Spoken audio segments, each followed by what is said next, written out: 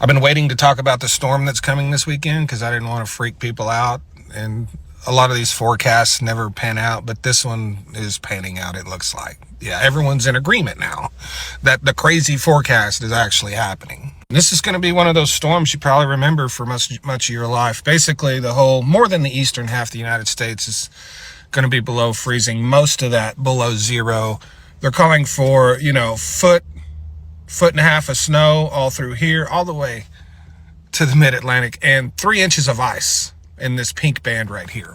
3 inches of ice is unbelievably catastrophic. That is worse than what Texas experienced in 2021. There's going to be loss of life.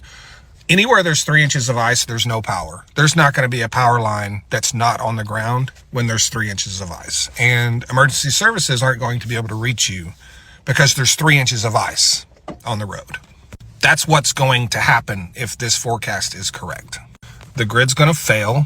Refineries are going to shut down. Water systems are going to shut down.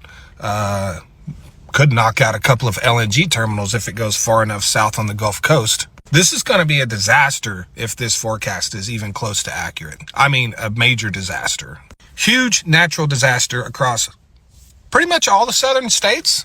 I'm not saying it's going to happen, but if you live in the pink area, you should plan to be without power for at least a week, maybe a month. That doesn't mean it's going to happen, but you need to prepare for it because it wouldn't be the first time it happened, okay? This is that. People went without power for a month in Texas in 2021. This is a repeat of that. For you folks in the upper Midwest, where it's going to be like 30 below, take the largest electric bill you've ever had in your life and add, 25% to that or more. Yeah. But more importantly,